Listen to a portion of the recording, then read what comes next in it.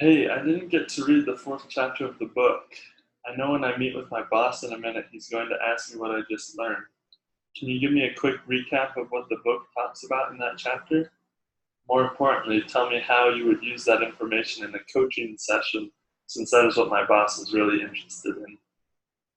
Okay, so I highlighted a few things when I was going through it that I'll highlight for you to kind of give you a feel for chapter 4. He kind of starts out talking about the fact that not everybody can be coached. And this idea comes from something that he created with 7 different principles that you can tell if somebody can be coached. Because the reality is not everybody is coachable. And if they're not coachable, why would you spend your time or energy focusing on that? So the main things are accountability. Is this person accountable for, well, actually it's not accountability, the word is actionability. So it's a mix between action and ability. First, are they willing to take the action? Second, are they willing to be accountable for that action or ability? Are they willing to, can they actually do that? Okay. The next one is gap, which is the space between where the person is at, where the salesperson is, and where they have the potential to be or want to be. The next one is responsibility and ownership. And these kind of go hand in hand because they have to take responsibility for the things that they're doing wrong and then do some things right. The next thing is willingness. And kind of the quote that he says here in the book, and this is on page 79, is determination and drive are the fuel that propels the coaching forward.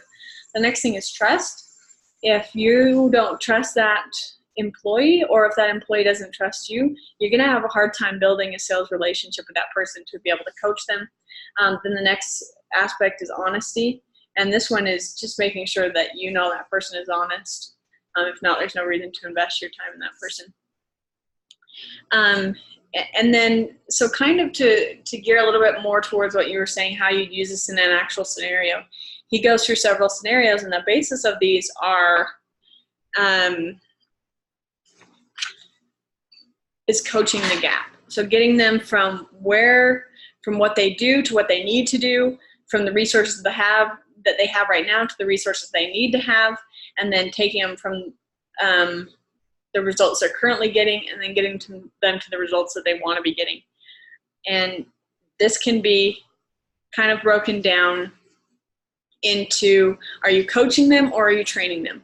When you're trying to figure out the gap, you can kind of narrow it down to 3 things. Either there's not enough training, so this person doesn't actually know what they're supposed to be doing in their sales role. Say it's like a new hire and they're doing cold calls, but they've never been trained on how to do cold calls before. Well, they don't need to be coached about how to do cold calls better.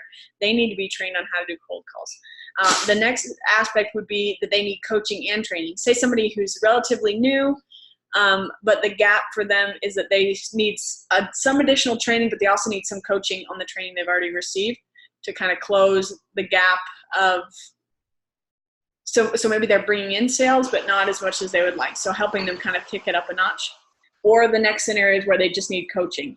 So they have all the tools that they need to be successful, but they need a change in mindset.